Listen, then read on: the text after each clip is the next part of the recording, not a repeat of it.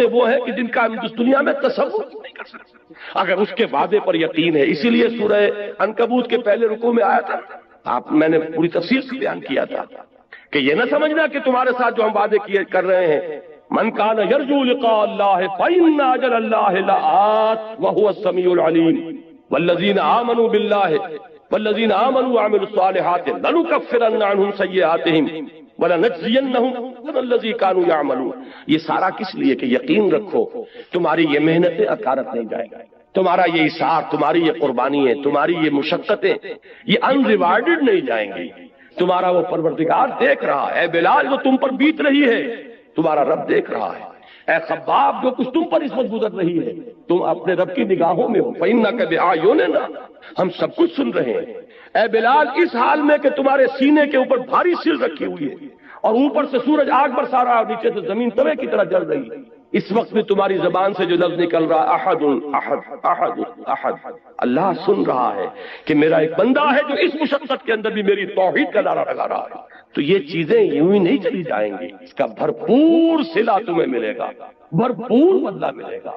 جب تم ہمارے حضور میں حاضر ہوگے خلعتوں سے نوازے جاؤ گے. اگر یہ یقین پیدا ہو جائے تو پھر بڑی سے بڑی قربانی بہت سہل ہو جائے گی، بڑی سے بڑی تکلیف آئے گی، طبیعت میں خوشی ہوگی کہ اللہ نے، جیسا کہ میں نے پہلے کہا تھا، زہ نصیب کہ اللہ نے ہمیں اس قابل سمجھا کہ ہماری ہڈی اپنے راستے میں چھڑوائی، ہمیں یہ مصیبت اپنی راہ میں پہنچائی. یہ اللہ تعالیٰ کی طرف سے گویا کہ شرف قبول ہو جانے کا ایک ثبوت ہے کہ اللہ تعالیٰ نے ہمیں قبول فرما لیا ہے.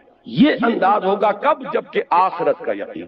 تو فرمایا وما هذه الحیات الدنیا الا لہو ولعب، یہ دنیا کی زندگی تو سوائے کھیل کود کے کچھ نہیں. جیسے ڈرامہ ہوتا ہے 3 گھنٹے کا، یہ 30 برس کا ڈرامہ ہے. کسی کو ہم نے جھوپڑی میں پیدا کر دیا ہے، کسی کو گولڈن سپون کے ساتھ پیدا کر دیا ہے. سلور سپون نہیں، گولڈن سپون. لیکن یہ کہ یہ بھی جب آنکھ کھلی گل کی تو موسم تھا خزاں کا، ذرا سی دیر ہے ادھر آنکھ کھلی، وہ 60 کروڑ تقسیم ہوئے ہوں یا 60 ارب تقسیم ہوئے ہوں، وہ بہرحال جو دنیا سے گیا اس کے لیے تو ایک پیسہ بھی نہیں ہے. یہ بات اچھی طرح سمجھ لیجئے کہ چاہے کوئی وڈیرے کے گھر پیدا ہو گیا، کوئی جھوپڑی میں پیدا ہو گیا، یہ اس دنیا کی زندگی ہی کا ہے نا ایک رول. ہو سکتا ہے کہ جو یہاں کسی جھوپڑی کے اندر اپنی زندگی کے دن گزار رہا ہے اور کسی چٹائی پر بیٹھا ہوا ہے، وہ وہاں ان عالیشان محلات کا وارث بنے جیسا کہ یہاں آ رہا ہے من الجنت غرفا تجری من تحتها الانہار خالدین فیہا. وہ جنت کے وہ ان کو جھروکے ملیں گے، وہ بالا خانے ملیں گے جن کے دامن میں ندیاں بہتی ہوں گی. جیسے کہ سورہ صف میں ہم پڑھا ہے وَمَسَاكِنَ طَيِّبَةً فِي جَنَّاتِ عَدْنٍ، جنات عدن میں بڑے پاکیزہ گھرانے ہم نے ان کے لیے تیار کیا. جو یہاں جھوپڑی میں بیٹھا ہوا ہے، آخر کیا معین الدین اجمیری نے ساری عمر چٹائی پر نہیں گزاری؟ کیا محمد الرسول اللہ صلی اللہ علیہ وسلم نے ساری عمر چٹائی پر نہیں گزاری؟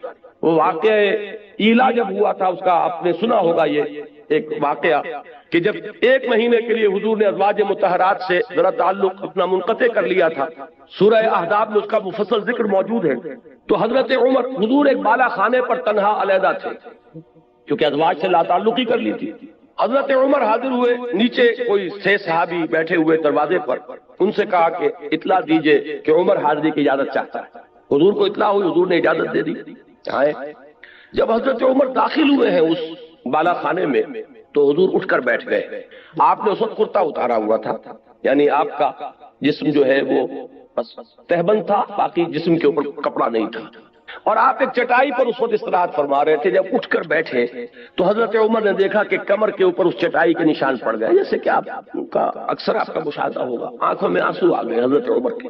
حضور نے پوچھا عمر کیوں رو رہے ہو؟ انہوں نے عرض کیا کہ حضور کیسر و کسرا کے لیے دنیا میں کیا کیا ساز و سامان، کیا ناز و نعم، کیا ان کے لیے آسائشیں ہیں، اور آپ کے لیے یہ چٹائی ہے، یہ کھری چٹائی، اور اس کی جس کی کہ بدیاں پڑ گئی ہیں آپ کی قبر پر. تو حضور نے فرمایا کہ عمر کیا تم اس پر راضی نہیں ہو کہ یہ سب کچھ اپنا دنیا میں لے جائیں اور اللہ تعالیٰ ہمیں آخرت میں عطا فرمائے؟ یہی بات حضور نے ایک مرتبہ فرمائی مالی ولی الدنیا عندما مسلی کا راکب استظل تحت شجرۃ ثم راح فترکها. مجھے تمہاری اس دنیا سے کیا سروکار، میری مثال تو اس سوار کی سی ہے جو تھوڑی دیر کے لیے کسی درخت کے سائے میں بیٹھتا ہے سستانے کے لیے. اپنی منزل لیتا ہے، وہ درخت اس کا گھر نہیں، اس کا منزل نہیں، اس کا مقام نہیں، تھوڑی دیر ٹھہرتا ہے. بس اتنا ہی تعلق مجھے اس دنیا سے.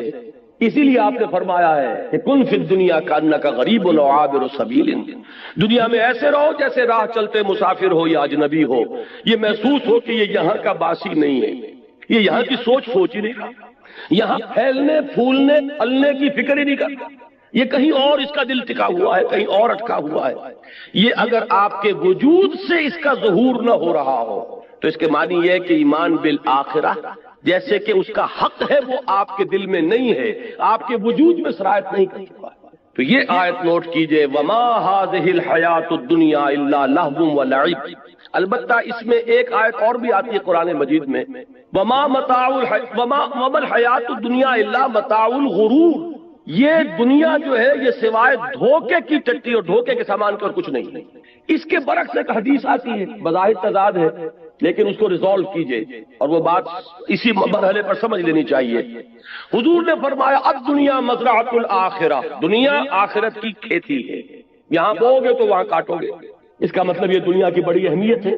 یہاں قرآن کہہ رہا ہے کہ دنیا سوائے دھوکے کے سامان کے اور کچھ نہیں۔ ان دونوں کو کیسے ریکنسائل کریں گے؟ اگر یہ دنیا تمہیں آخرت سے غافل کر دے تو یہ دھوکے کی ٹٹی، پھر تو یہ دھوکے کا سامان ہے، لیکن آخرت کو مقصود بنا کر دنیا میں محنت کرو گے تو یہی آخرت کی کھیتی ہے کہ یہاں بو گے تو وہاں کاٹو گے، اگر یہاں کچھ بویا نہیں تو کاٹو گے کیا وہاں جا کر؟ اس اعتبار سے بندہ مومن کو اپنی زندگی کا ایک ایک لمحہ بہت قیمتی نظر آتا ہے، اس لیے کہ اس ایک لمحے میں اسے وہ کام کرنا ہے جس کا نتیجہ اس ابدی زندگی میں نکلے گا، جس کو کبھی ختم نہیں ہوگا۔ اس اعتبار سے ہمارا ہر مومن ہر لمحہ امر ہے، اس لیے کہ پوٹینشل نتیجے کے اعتبار سے یہ امر ہے، یہ ختم ہونے والا نہیں ہے، اس لیے کہ اس کے نتائج اس زندگی میں نکلیں گے کہ جس کے لیے کوئی انتہا نہیں۔ لہذا اس اعتبار سے دیکھیے تو دنیا کا ایک ایک لمحہ نہایت قیمتی، اس اعتبار سے دیکھیے کہ اگر دنیا میں مشغول ہو کر آخرت کو بھول گئے یا دنیا تمہارا مطلوب و مقصود بن گئی تو پھر یہ دھوکے کی ٹٹی کے سوا وما الحیات الدنیا الا متاع الغرور، ان دونوں چیزوں کو ذہن میں رکھیے۔ فرمایا وما هذه الحیات الدنیا الا لهو ولعب وان الدار الاخرة لهي الحیوان لو كانوا يعلمون، اور اصل زندگی تو آخرت کی زندگی ہے، کاش کہ انہیں معلوم ہوتا۔ اب آئیے اوپر والی آیات، اس میں خاص طور پر ہجرت کا حکم دیا جا رہا ہے، اور بلکہ حکم نہ کہیے ہجرت کا اشارہ کیا جا رہا، رہنمائی دی جا رہی ہے۔ یہ ہجرت جو ہے جس کا یہاں ذکر ہو رہا ہے یہ ہجرت حبشہ ہے۔ یہ حضور کی سیرت کا جو مکی دور ہے اس کا یہ ابتدائی مرحلہ پھر سمجھ لیجئے۔ آپ نے 3 سال دعوت دی، جو کہ خفیہ دعوت تو نہیں تھی، کوئی انڈر گراؤنڈ موومنٹ نہیں تھی، لیکن یہ کہ برملا اعلان کے ساتھ بھی نہیں تھی، from person to person, personal contact سے دعوت بڑھ رہی۔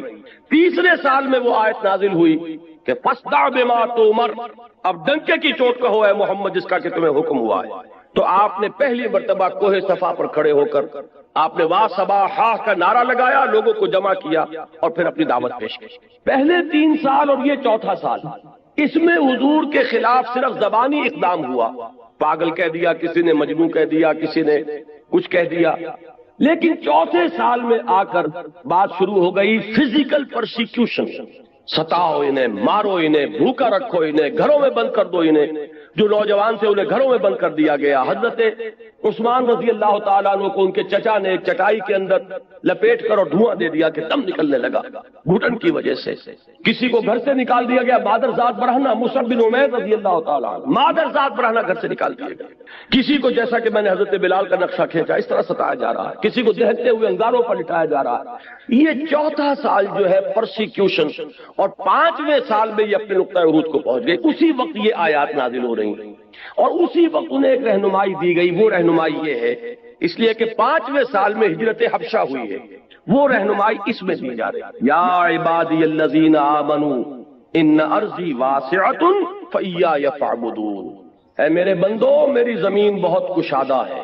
ذرا اندازہ کیجیے کتنے لطیف پیرائے میں بات کہی جا رہی ہے۔ یہ نہیں کہا گیا، ہجرت کا لفظ یہاں کہیں نہیں آیا، میری زمین بہت کشادہ ہے، بس صرف میری بندگی کرو۔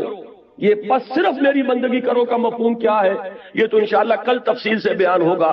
عقیدہ توحید کے عملی تقاضے پر جب یہیں پر اسی مقام پر مجھے تقریر کرنی ہے، اور اقامت دین کی جد و جہد کیا ہے، یہ ساری چیزیں کل آئیں گی، لیکن اس وقت صرف یہ نوٹ کیجئے کہ یہاں کہنے کا مطلب کیا ہے کہ اگر کسی ایک مقام پر رہ کر تم میری بندگی نہ کر سکو تو تم اس مقام سے، اس ملک سے، اس جگہ سے بندھے ہوئے نہیں ہو، اور میری زمین تنگ نہیں، جہاں بھی تم جا کر جہاں میری بندگی کر سکو، میری اطاعت کر سکو، میرے احکام پر چل سکو، اس ملک کی طرف ہجرت کر جاؤ، اس سرزمین کو چھوڑو اور چلے جاؤ کسی ایسی جگہ پر۔ اور یہ ہے کہ میری زمین کشادہ ہے، اگر تم زمین سے بندھے نہ رہو گے تو انشاءاللہ تعالیٰ تم پاؤ گے کہ تنگی نہیں۔ اس میں لطیف پیرائے میں اشارہ کر دیا گیا۔ حضرت علی رضی اللہ تعالیٰ عنہ کے اشعار ہیں بڑے پیارے اسی موضوع پر، قُلْ لِلْقَاعِدِينَ عَلَىٰ هَوَانٍ اذا ضاقت بكم ارض فصیح بلاد اللہ واسعۃ فضاء وارض اللہ ورزق اللہ فی الدنیا فصیح فقل للقاعدین علی ہوان اذا ضاقت بكم ارض فصیح۔ اللہ تعالیٰ کی زمین بڑی کشادہ ہے اور اللہ کی زمین میں اس کا رزق بہت پھیلا ہوا ہے، تو جو لوگ ذلت کے باوجود کسی مقام پر ٹکے ہوئے ہوں ان کو یہ میرا پیغام پہنچا دو کہ اس زمین کو چھوڑو اور کہیں اور چلے جاؤ جہاں عزت کی روزی تمہیں مل سکتی ہو۔ فَقُلْ لِلْقَاعِدِينَ عَلَىٰ هَوَانٍ اِذَا ضَاقَتْ بِكُمْ أَرْضٌ فَصِيحُ، جب کوئی ایک زمین تم پر تنگ ہو جائے تو اس کو خیر بات کہو، کہیں چلے جائے۔ تو یہ مضمون جو ہے یہاں آ رہا ہے ہجرت کے ضمن میں، یا عبادی الذین آمنوا ان ارضی واسعۃ، اے میرے وہ بندو جو ایمان لائے ہو، میری زمین بہت کشادہ ہے۔ اب دیکھیے یہاں نوٹ کیجئے، جب حضرت ابو بکر بھی ہجرت حبشہ کے لیے نکلے تھے مکے سے، حضرت عثمان تو گئے ہیں، حضور کی صاحب دادی ان کے نکاح میں تھی، اور میاں بیوی دونوں نے اللہ کی راہ میں جب ہجرت کی تو حضور نے فرمایا یہ پہلا جوڑا ہے جو اللہ کی راہ میں ہجرت کر رہا ہے حضرت لوط کے بعد۔ اس طریقے سے اس کے ساتھ آپ نے ایک مشابہت پیدا فرمائی۔ تو حضرت عثمان گئے اور بھی بہت سے صحابہ گئے، حضرت ابو بکر بھی نکلے، لیکن ابن الدغنہ مل گیا، ایک بہت بڑے سرداروں میں سے تھا۔ کہاں چلے ابو بکر کہ میں اب حبشہ جا رہا ہوں، کیوں کہ یہاں مکے والے مجھے خدائے واحد کی پرستش نہیں کرنے دیتے، میرے راہ میں رکاوٹ ڈال رہے ہیں۔ میں ایک اللہ کو پوجنا چاہتا ہوں، ایک اللہ کی بندگی کرنا چاہتا ہوں، لیکن یہ کہ وہ میرے راستے میں رکاوٹیں ڈال رہے ہیں، مجھے ستا رہے ہیں۔ تو اس شخص نے کہا تھا کہ ابو بکر ہم تمہیں کیسے جانے دیں گے جبکہ تم تو یتیموں کی سرپرستی کرتے ہو، بیواؤں کی خبرگیری کرتے ہو، تم بھوکوں کو کھانا کھلاتے ہو۔ یہ میں عرض کیا کرتا ہوں کہ یہ صدیقیت کا جو مقام ہے، اور صدیقیت کبریٰ حضرت صدیق اکبر ہے ابو بکر، اس کا ایک بڑا قریبی تعلق ہوتا ہے مقام نبوت سے۔ یہی الفاظ کہے تھے حضرت خدیجہ رضی اللہ تعالی عنہا نے جب حضور پر پہلی وحی نازل ہوئی ہے اور حضور پر ایک خوف کسی کیفیت طاری تھی، اور حضور نے یہاں تک الفاظ فرمائے کہ خشیت علی نفسی، مجھے تو اپنی جان کا خطرہ ہے، کتنی بھاری ذمہ داری مجھ پر آ گئی ہے، یہ اتنا بگڑا ہوا معاشرہ، اب اس کو میں دعوت دوں، توحید کی دعوت، توحید کا نعرہ یہاں لگانا جہاں عین خانہ کعبہ میں 360 بت رکھے ہوئے ہوں، تو خشیت علی نفسی، مجھے تو اپنی جان کا اندیشہ۔ تو حضرت خدیجہ نے جو تسلی دی تھی ان کے الفاظ یہی تھے، اللہ آپ کو ہرگز ضائع نہیں کرے گا، آپ یتیموں کی سرپرستی فرماتے ہیں، بیواؤں کی خبرگیری کرتے ہیں، آپ مسافروں کی مہمان نوازی کرتے ہیں، آپ غریبوں کی مدد کرتے ہیں، اللہ آپ کو ضائع نہیں فرمایا گا۔ بالکل وہی الفاظ ابن الدغنہ نے حضرت ابو بکر سے کہے کہ میرا ذمہ، چلو تم وہاں چلو اور جس کو تم پوجنا چاہو، جو بندگی کرنا چاہو کرو، تمہیں کوئی نہیں روک سکتا، اور ہم تمہیں we can't afford to lose you, ہم تمہیں کیسے جانے دیں گے، تم تو ہمارا قیمتی سرمایہ۔ تو حضرت ابو بکر واپس آئے، حضرت ابو بکر نے اب اپنے گھر میں مسجد بنا لی اور خوب بلند آواز سے قرآن پڑھنا شروع کیا۔ اب وہ سارے لوگ جو حیران ہوئے کہ ان کو جرأت کیسے ہو گئی ہے، لہذا وہ سب کے سب جب انہیں معلوم ہوا کہ ابن الدغنہ نے امان دیے، ان کے پاس پہنچے، یہ تم نے ہمارے لیے کیا مصیبت کھڑی کر دی، ابو بکر بڑی بلند آواز سے قرآن پڑھتے ہیں، ہماری عورتیں ہمارے بچے سنتے ہیں، یہ تو گویا کہ یہ جنگل کی آگ کی طرح یہ بات پھیل جائے گا۔ تو ابن الدغنہ نے آ کر کہا کہ ابو بکر یہ ٹھیک ہے کہ میں نے امان دی آپ کو، لیکن آپ بلند آواز سے قرآن نہ پڑھیں، آپ خاموشی سے اپنی عبادت کر لیا کریں۔ ابو بکر نے کہا یہ تمہاری امان تمہیں مبارک ہو، میں تو جو بھی اللہ کا حکم ہے اس کو بربلا دیا۔ بہرحال میں نے یہاں یہ عرض کیا ہے کہ بالکل یہی بات حضرت ابو بکر نے فرمائی تھی کہ یہاں کے لوگ مجھے خدائے واحد کی عبادت نہیں کرنے دیتے، اس لیے میں اس سرزمین کو خیر بات کہہ رہا ہوں، ورنہ کیا ابو بکر کو مکے کی زمین سے محبت نہ تھی؟ کیا حضور جب ہجرت کر کے جا رہے تھے، آپ کو یاد ہوگا کہ جب خانہ کعبہ سے خطاب کیا تھا حضور نے کہا کعبہ مجھے تجھ سے انتہائی محبت ہے، لیکن کیا کروں کہ یہاں کے لوگ مجھے رہنے نہیں دیں۔ تو انتہائی محبت ہوتی ہے انسان کو اس سرزمین سے کہ جہاں وہ پیدا ہوا ہو، پلا ہو، بڑھا ہو، پھر جہاں خانہ کعبہ ہے، جن لوگوں کی باطنی آنکھیں کھل چکی ہوں انہیں تو معلوم ہے کہ کتنی بڑی قیمتی شے ہے یہ کہ جو ہمیں حاصل ہے، لیکن یہ کہ خدائے واحد کی بندگی یہ ان تمام چیزوں سے عظیم تر ہے۔ لہذا اگر مکے کی سرزمین بھی تم پر تنگ ہو گئی ہے کہ تم یہاں اللہ کا کلمہ سربلند نہیں کر سکتے، اس کو خیر بات۔ یا عبادی الذین آمنوا ان ارضی واسعۃ فیایا فاعبدون۔ یہاں میں چاہتا ہوں کہ تھوڑا سا اس حدیث کے بارے میں عرض کر دوں جو میں بارہا بیان کرتا رہا ہوں، لیکن بعض لوگ اس میں ایک شبہ وارد کرتے ہیں۔ بعض احادیث میں آتا ہے کہ لا ہجرت بعد الفتح، فتح کے بعد اب کوئی ہجرت نہیں ہے، وہ اس سے یہ سمجھتے ہیں کہ اب ہجرت ہمیشہ کے لیے ختم ہو چکی۔ یہ بالکل غلط ہے۔ ہجرت کی نیت مسلمان کے اپنے دل میں رہنی لازم ہے، مرحلہ آئے نہ آئے، لیکن نیت جیسے قتال کی ہونی لازم ہے، اور یہ آرزو دل میں ہونی ضروری ہے کہ اللہ کو وقت آئے کہ خالص تیرے دین کی سربلندی کے لیے کوئی قتال ہو اور جنگ ہو اور اس میں میں حصہ لوں اور میری گردن کٹے۔ یہ وہ آرزو ہے جو محمد نے کی صلی اللہ علیہ وسلم۔ لَوَدِدتُّ أَنْ أُقْتَلَ فِي سَبِيلِ اللَّهِ ثُمَّ أُحْيَا ثُمَّ أُقْتَلَ ثُمَّ أُحْيَا۔ میری بڑی خواہش ہے، تمنا ہے کہ میں اللہ کی راہ میں قتل ہو جاؤں، پھر زندہ کیا جاؤں، پھر قتل کیا جاؤں، پھر زندہ کیا جاؤں۔ تو یہ آرزو اگر کسی سینے میں نہیں ہے تو وہ سینہ جو ہے نفاق کا برکس بنا ہوا ہے۔ حضور نے فرمایا جو شخص مرا اس حال میں کہ نہ اس نے کبھی اللہ کی راہ میں جنگ کی، نہ اس کی کوئی خواہش اور آرزو تھی، نہ شہادت کی تمنا تھی، فقد مات علی شعبۃ من النفاق، وہ ایک قسم کے نفاق پر مرا ہے۔ اسی طریقے سے ہجرت کی نیت کہ کوئی وقت آئے خالص دین کے لیے، ایک ہجرت یہاں سے ہوئی ہے دنیا بنانے کے لیے، یہ امیگرینٹس بیٹھے ہوئے ہیں، کہاں کہاں بیٹھے ہوئے ہیں، کائے کے لیے گئے؟ دین کے لیے نہیں گئے، دنیا بنانے کے لیے گئے۔ ایک ہجرت معین الدین اجمیری نے کی تھی، جا کر اجمیر کے کفر کے مرکز میں جا کر بیٹھے تھے، لیکن وہ نہ کوئی پیٹرو ڈالر کمانے گئے تھے، نہ وہ دوسرا ڈالر کمانے آئے تھے، نہ یہاں کوئی ایکسپورٹ امپورٹ کے اپنا کاروبار جمانے آئے تھے، صرف اللہ کے دین کے لیے ہجرت۔ یہ زمین و آسمان، اللہ کے کلمے کو پھیلانا، اللہ کی بات کو عام کرنا، اس کے لیے دل میں ہجرت رکھنا۔ تو وہ جو حدیث آتی ہے کہ آمرکم بخمس، اے مسلمانوں میں تمہیں 5 باتوں کا حکم دیتا ہوں، یہ بالکل دائمی شے ہے، بالجماعت والسمع والطاعت والہجرت والجہاد فی سبیل اللہ۔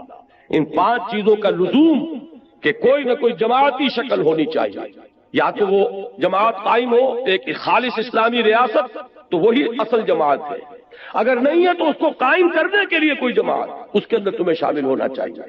بغیر جماعت کے کوئی زندگی جو ہے وہ اسلامی زندگی نہیں ہوگی۔ پھر جماعت بھی سمع و اطاعت والی جماعت کے سنو اور اطاعت کرو، ڈھیلی ڈھالی جماعت نہیں، 4 آنے کی ممبری والی جماعت نہیں۔ اور پھر یہ کہ جماعت کیا کرے گی؟ ہجرت اور جہاد۔ اور ہجرت کہاں سے شروع ہو جاتی ہے؟ پوچھا گیا کہ ای الہجرت افضل یا رسول اللہ، اے اللہ کے رسول یہ بتائیے سب سے اعلیٰ اور افضل ہجرت کون سی ہے؟ فرمایا ان تہجر ما کرہ ربک، یہاں سے ہجرت شروع ہو گئی، ہر اس چیز کو چھوڑ دو جو تمہارے رب کو پسند نہیں۔ اگر رشوت لے رہے تھے رشوت چھوڑنے کا آج عزم کیجئے، گویا کہ ہجرت شروع کر۔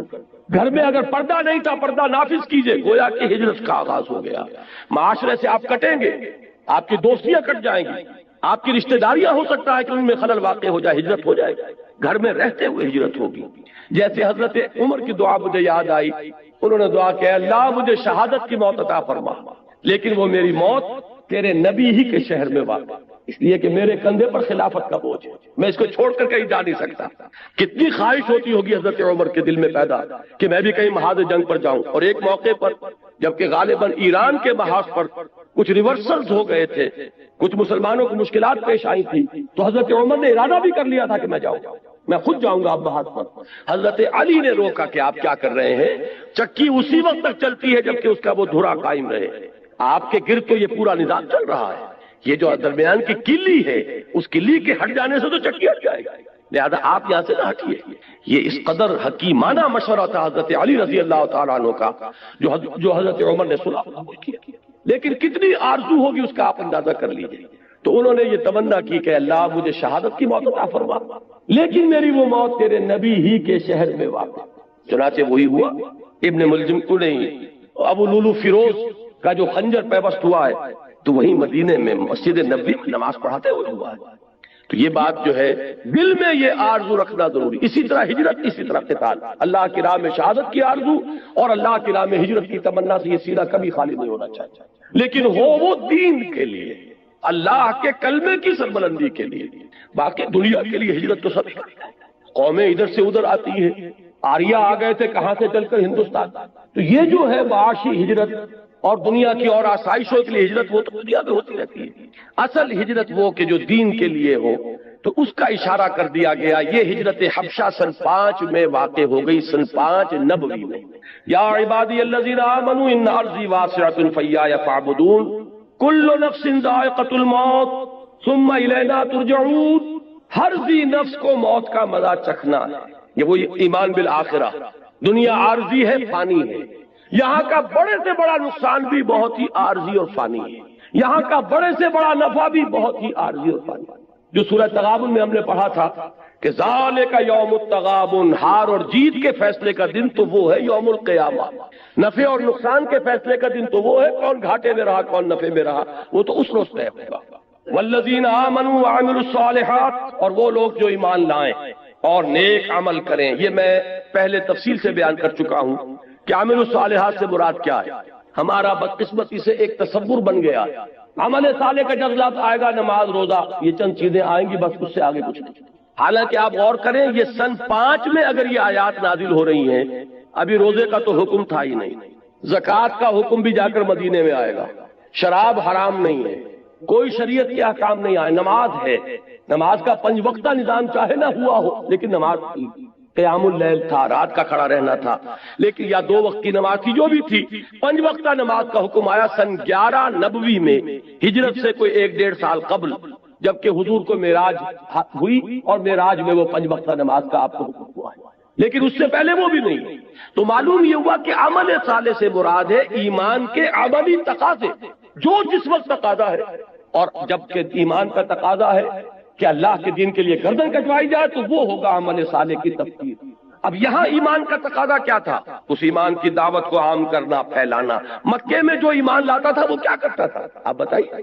جو قرآن نازل ہو رہا ہے یاد کر رہے، دوسروں تک پہنچا رہے. ابو بکر حضور پر ایمان لائے اور مبلغ بن گئے. عشرہ مبشرہ میں سے 6 اصحاب وہ ہیں جو حضرت ابو بکر کی دعوت و تبلیغ سے ایمان لائے. یہ ہے اصل شے، دین کی دعوت اور دین کی اقامت کی جد و جہد. یہ عمل صالح کی اہم ترین تفسیر ہے. لیکن بدقسمتی سے جو تصور ہمارا بن چکا ہے، اس میں جہاں ایمان کے بعد عمل صالح آئے گا، ہمارے ذہن میں ایک خاص نقشہ بنا ہوا ہے، اسی نقشے کو ہم اپنے ذہن میں ریڈ کر کے آگے نکل جائیں گے. اس لیے میں نے یہ وارن کرنا 2 مرتبہ وہاں آیا تھا پہلے رکوع میں.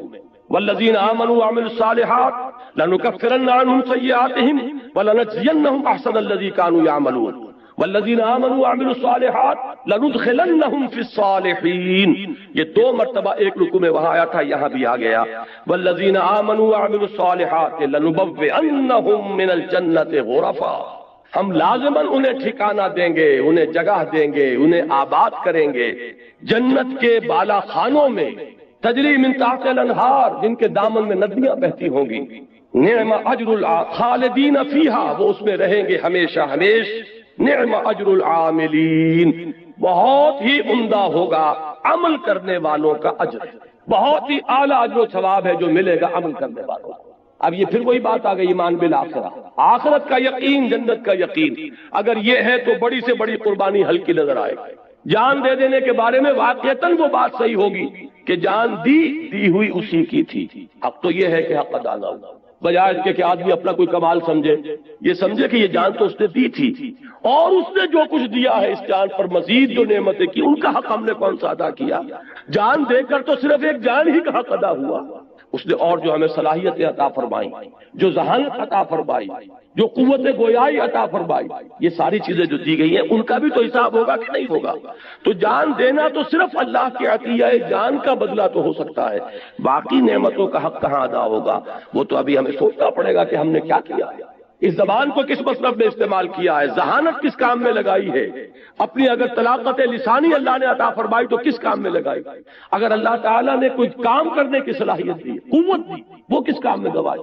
جیسا کہ وہ حدیث میں آتا ہے، لن تزول قدم ابن آدم، ابن آدم کے قدم ہل نہ سکیں گے اللہ کی بارگاہ سے جبکہ وہ کھڑا ہوگا عدالت اخروی میں، حتی یسأل عن خمس، یہاں تک کہ 5 چیزوں کا اس سے حساب لے لیا جائے. عن عمرہ فیما افنا، یہ جو ہم نے عمر دی 80 برس 70 برس کہاں فنا کی.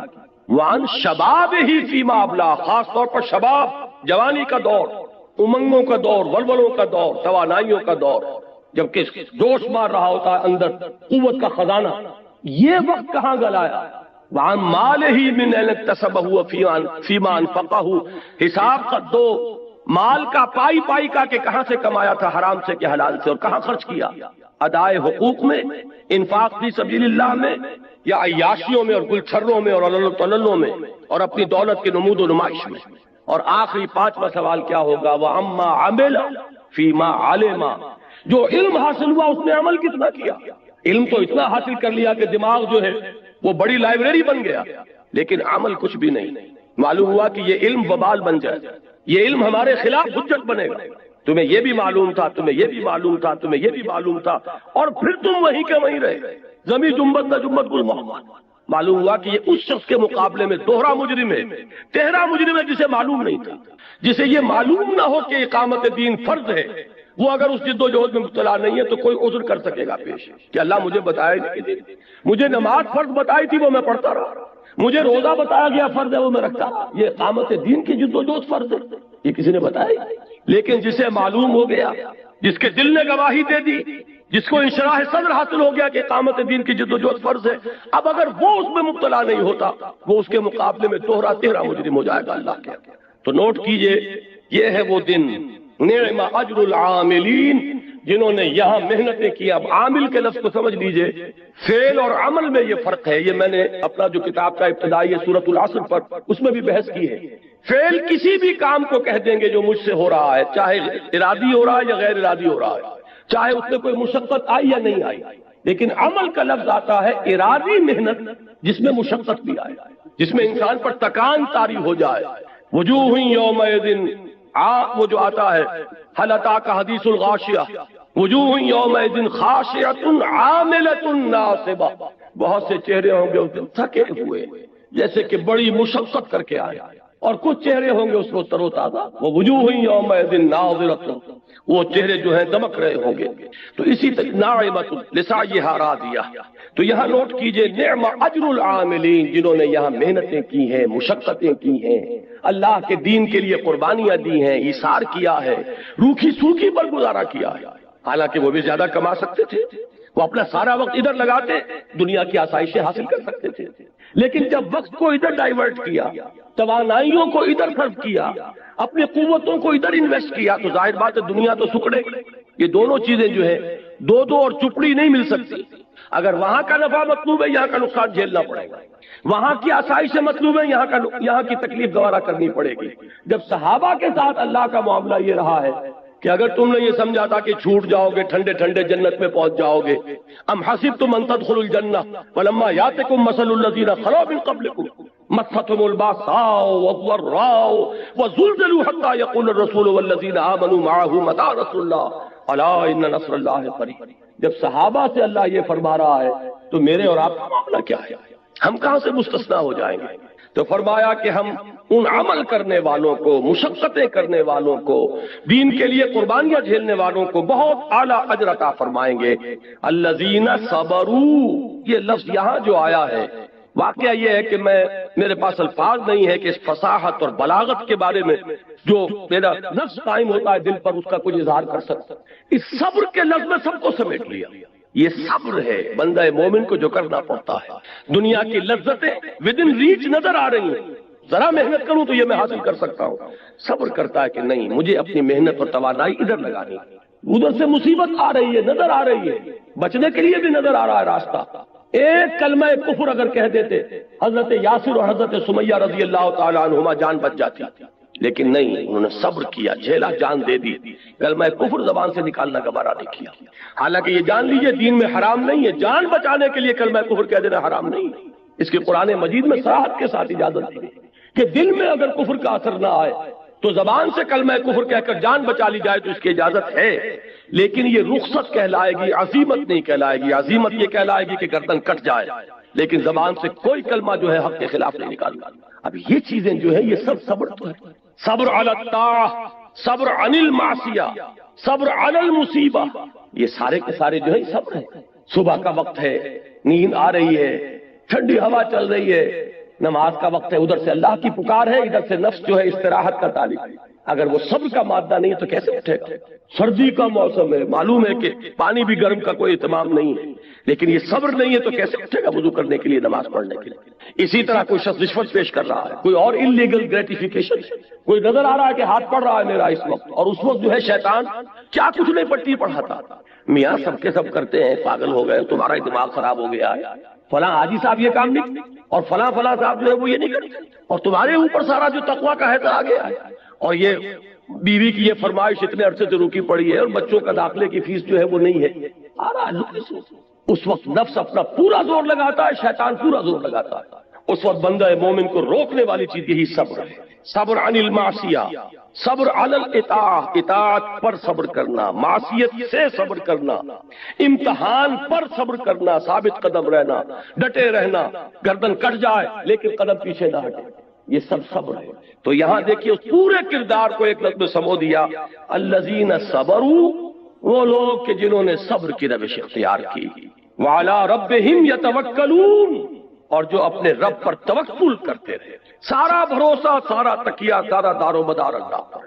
اس میں وہ بھی ہے، اس صبر کا دیکھیے غور کیجئے گا کہ ایک بے صبری یہ بھی ہوتی ہے کہ جلدی سے کچھ ہو جائے، نتیجہ نکلنا چاہیے، اگر سیدھی انگلیوں سے گھی نہیں نکلنا تو ٹیڑھی انگلیوں سے نکالو، یہ بھی بے صبری۔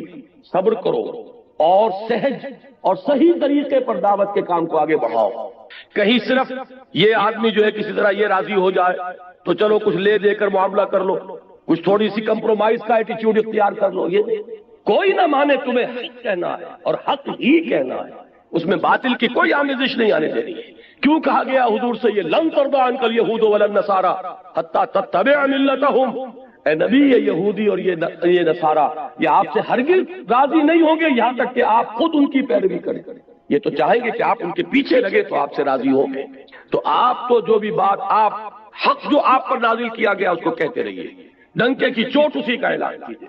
کل انشاءاللہ تعالیٰ اس موضوع پر بھی تفصیل سے گفتگو ہوگی۔ اب یہ آیت آ رہی ہے، بس 2 آیتیں رہ گئی ہیں، گھبرائیے نہیں، جلدی ہم ختم کرتے ہیں۔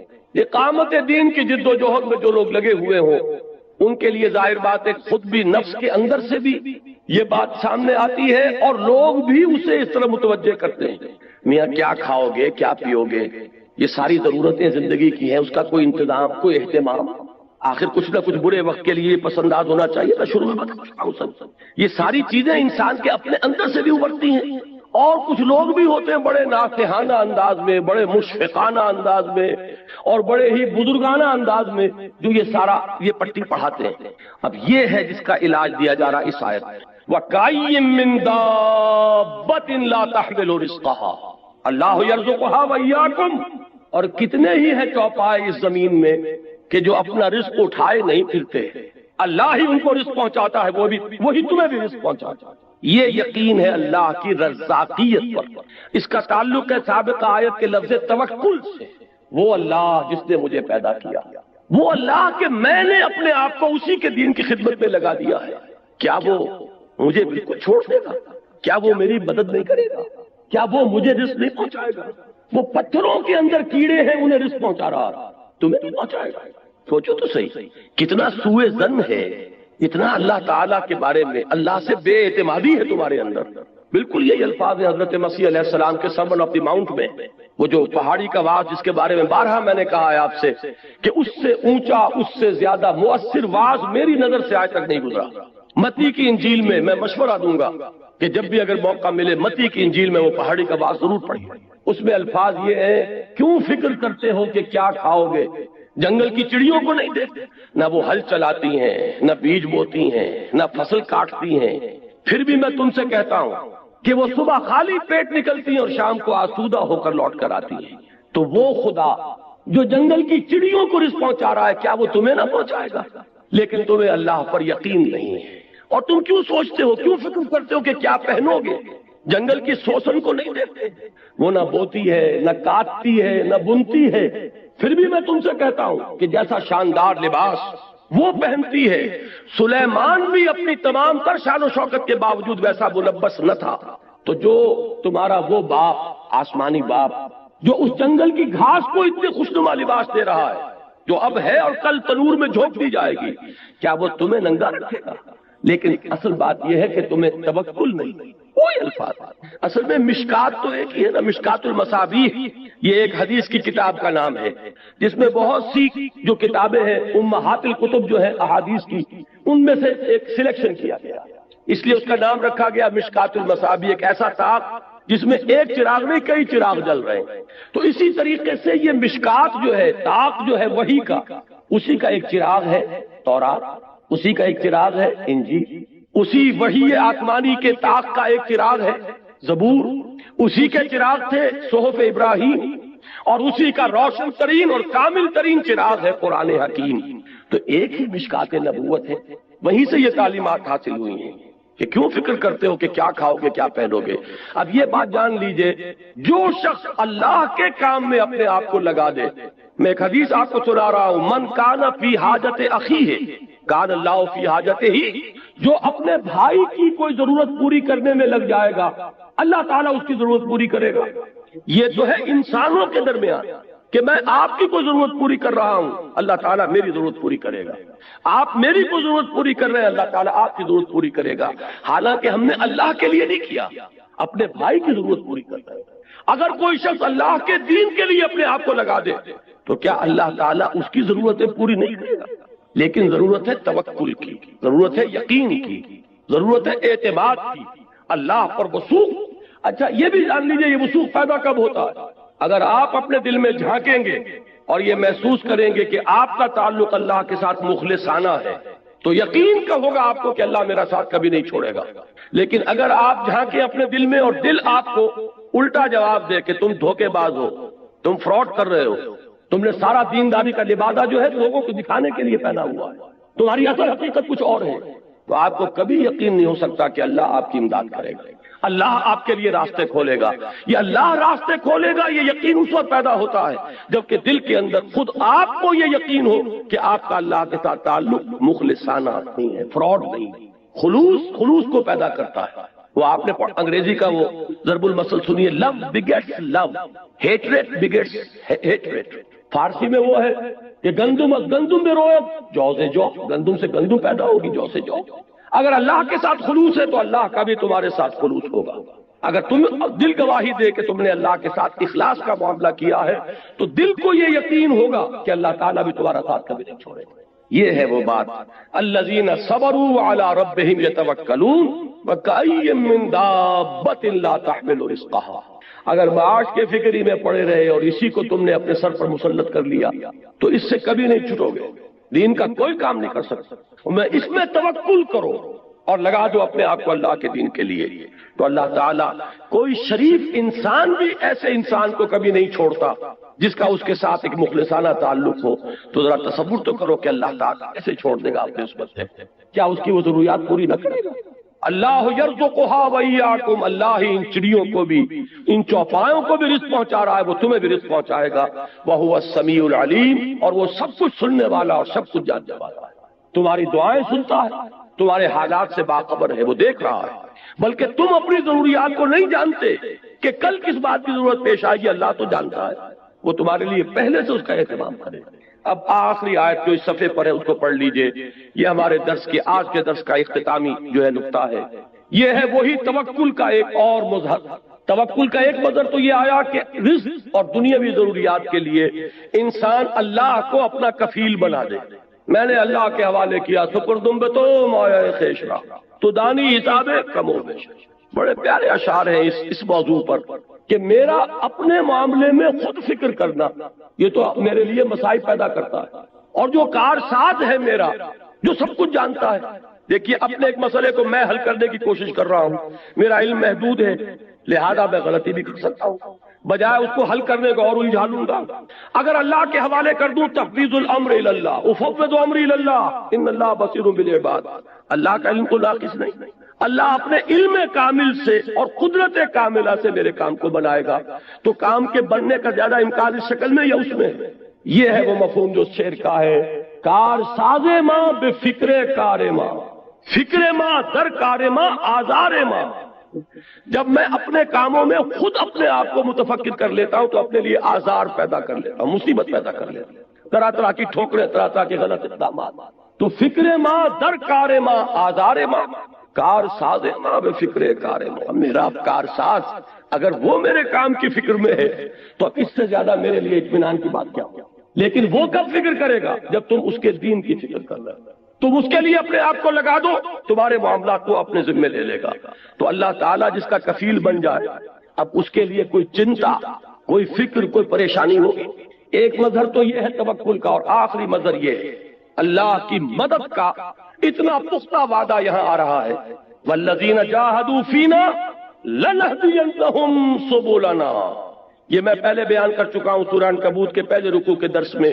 عربی زبان میں کسی چیز کی تاکید کے لیے اس سے زیادہ اسلوب کوئی نہیں۔ فعل مضارع پر شروع میں لام مفتوح، آخر میں نون مشدد، اور اس سورہ مبارکہ کا آپ نے نوٹ کیا ہوگا یہ اسلوب بار بار آیا ہے، فَلَيَعْلَمَنَّ اللَّهُ الَّذِينَ صَدَقُوا وَلَيَعْلَمَنَّ الْكَاذِبِينَ وَلَيَعْلَمَنَّ اللَّهُ الَّذِينَ آمَنُوا وَلَيَعْلَمَنَّ الْمُنَافِقِينَ لَنُكَفِّرَنَّ عَنْهُمْ سَيِّئَاتِهِمْ وَلَنَجْزِيَنَّهُمْ أَحْسَنَ الَّذِي كَانُوا يَعْمَلُونَ وَلَنُدْخِلَنَّهُمْ فِي الصَّالِحِينَ۔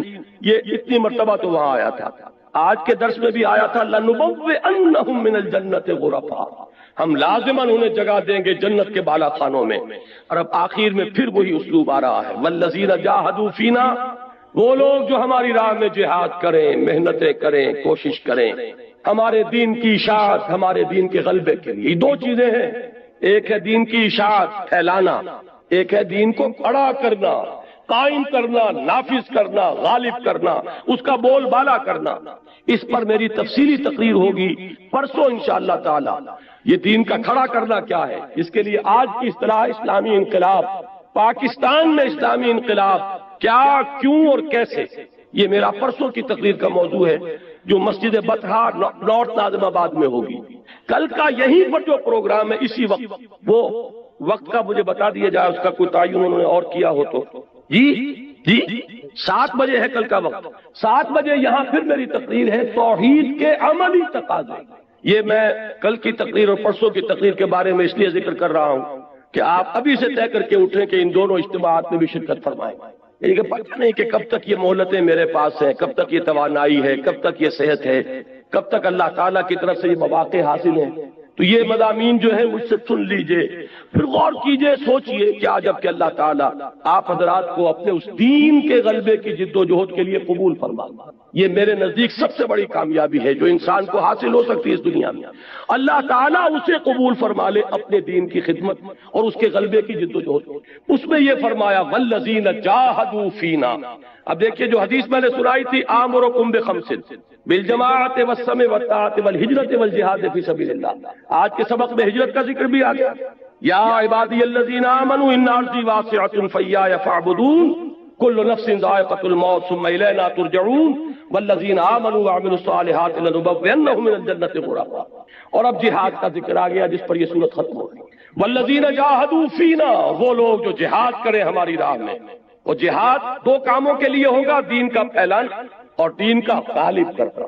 اس کے لیے محنت، اس کے لیے کوشش، دامے درمے سخنے، اس کے لیے قلم سے انسان لکھ رہا ہے تو وہ بھی جہاد ہے، زبان سے کہہ رہا ہے وہ بھی جہاد ہے، تنہائی میں جا کر کسی کو سمجھا رہا ہے وہ بھی جہاد ہے، کسی اپنی تنظیم کے اجتماع میں شرکت کر رہا ہے وہ بھی جہاد ہے، اس میں مال خرچ ہو رہا ہے وہ انفاق فی سبیل اللہ ہے۔ تو یہ جان لیجئے جہاد بہت براڈ بیس ہے، قتال جو ہے اللہ کی راہ میں جنگ، یہ اس کا کلائمیکس ہے، اس کی چوٹی ہے۔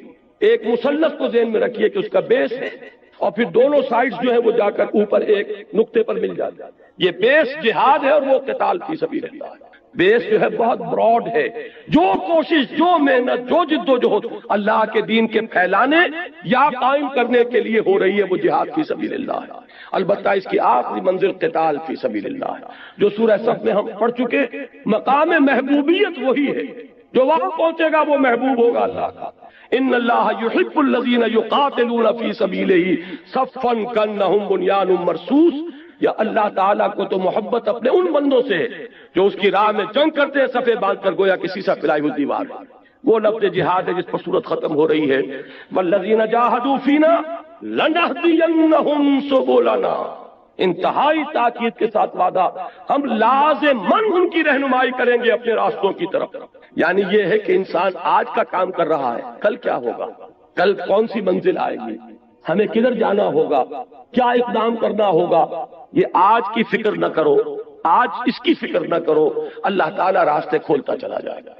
آج خلوص اور اخلاص کے ساتھ قدم بڑھا دو اور مستقبل کو اللہ کے حوالے، اللہ کا پختہ وعدہ ہے، اگر تم خلوص کے ساتھ ہمارے راستے میں قدم بڑھاؤ گے، ہم رہنمائی کریں گے، ہم انگلی پکڑ کر لے جائیں گے، ہم راستہ دکھائیں گے۔ والذین جاہدوا فینا لنہدینہم سبلنا وإن اللہ لمع المحسنین، اور یقیناً اللہ تعالی محسنین کے ساتھ ہے، وہ لوگ کہ جو اس کے ساتھ اپنے تعلق میں احسان کی روش اختیار کرتے ہیں۔ احسان کیا ہے؟ ان تعبد اللہ کانک تراہ فإن لم تکن تراہ فإنہ یراک، اور ایک حدیث میں الفاظ ہے ان تعمل للہ کانک تراہ فإن لم تکن تراہ فإنہ یراک، اللہ کے لیے محنت مشقت کرنا اس یقین کے ساتھ جیسے کہ تم اسے دیکھ رہے ہو، اور اگر یہ نہ ہو تو یہ یقین تو ہو کہ وہ تمہیں دیکھ رہا ہے۔ یہ کیفیت جب ہو جائے گی آپ کی سرفروشی کی، آپ کی جانفشانی کی، دین کے لیے محنت اور مشقت کی، اس حالت میں جب آپ کھڑے ہوں گے نماز پڑھنے کے لیے تو یہ احسان کی نماز ہے۔ اس حالت میں جب آپ ذکر کر رہے ہوں گے یہ احسان کا ذکر ہوگا۔ اس حالت میں جو جد و جہد کر رہے ہیں یہ احسان کی روش ہے۔ تو فرمایا ان اللہ لمع المحسنین، اور مع سے مراد کیا ہے؟ اللہ کی تائید، اللہ کی نصرت، اور یہ کہ فی الواقع بھی وہ ہر وقت ہمارے ساتھ ہے۔ اب میں یہاں صرف نوٹ کرا دیتا ہوں، یہی الفاظ کہے تھے حضرت موسیٰ نے، یہی الفاظ کہتے حضور نے۔ حضرت موسیٰ جب قوم کو لے کر نکلے ہیں اور آگے آ گیا سمندر، اور پیچھے نظر آ رہا تھا کہ گرد و غبار کے بادل اڑ رہے ہیں، فرعون اپنے لشکر سمیت دوڑتا ہوا آ رہا ہے، پیچھا کر رہا ہے، تو وہ جو تھے کم ایمان والے لوگ جن کے دلوں میں ابھی ایمان داخل نہیں ہوا تھا، وَلَمَّا يَدْخُلِ الْإِيمَانُ فِي قُلُوبِكُمْ، کثیر تعداد ایسی تھی نا، یہی تو تھے جنہوں نے انکار کر دیا تھا قتال سے ہم جنگ نہیں کریں گے۔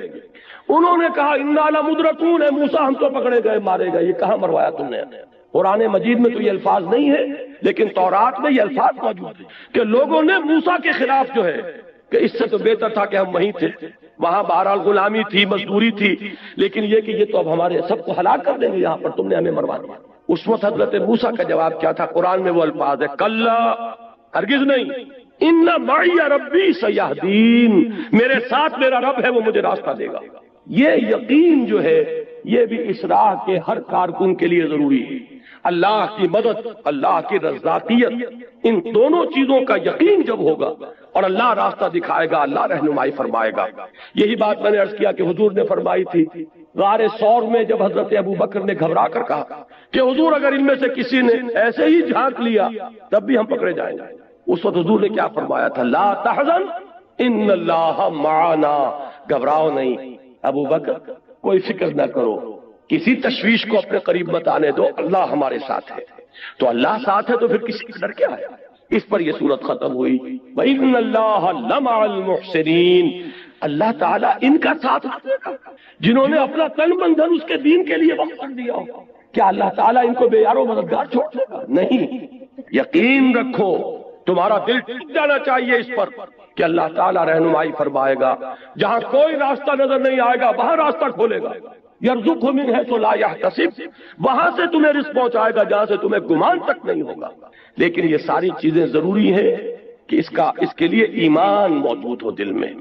یہ ہے وہ ہدایات، ذرا نوٹ کیجئے کن کو دی گئی؟ یہ سابقون الاولون کو ہدایات دی گئی۔ سن 5 تک کون ایمان لائے تھے؟ 40-50 افراد ہوں گے، 60-70 ہوں گے، اس سے زائد نہیں۔ یہی وہ لوگ ہیں جو ہماری اس امت کا گل سرسبز جن کو کہنا چاہیے، السابقون الاولون، جو ابتدا میں ایمان لانے والے ہیں۔ لیکن ظاہر بات ہے وہ بھی انسان تھے، جب نیزہ لگتا تھا تکلیف ہوتی تھی، جب گھسیٹا جاتا تھا سنگلاخ زمین پر تو یہ نہ سمجھیے کہ بلال کو تکلیف نہیں ہوتی تھی، جب دہکتے ہوئے انگاروں پر لٹایا گیا ہے حضرت خباب کو، اور جب پیٹھ کی کھال جلی ہے اور چربی پگھلی ہے تو یہ نہ سمجھیے کہ انہیں تکلیف نہیں، تکلیفیں ہوئی۔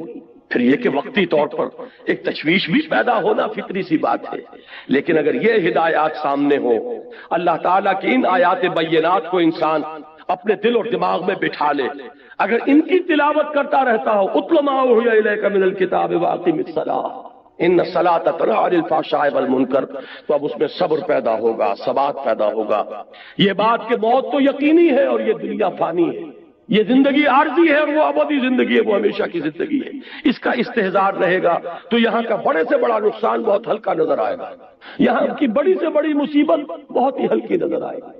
یہ یقین ہو کہ اللہ رازق ہے تو کوئی فکر نہیں ہوگا کہ کل کیا کھاؤں گا اور کل کی کیا ضرورت ہوگی، یہ یقین ہو کہ میں جب اللہ کا ہو گیا تو اللہ تعالیٰ بھی اب میرا ساتھ کبھی نہیں چھوڑے گا، وہ ہر مرحلے پر رہنمائی فرمائے گا۔ یہ ہے کہ جس سے انسان کی ہمتیں بندھیں گی۔ اگر عارضی طور پر کہیں کسی وقت کوئی طبیعت کے اندر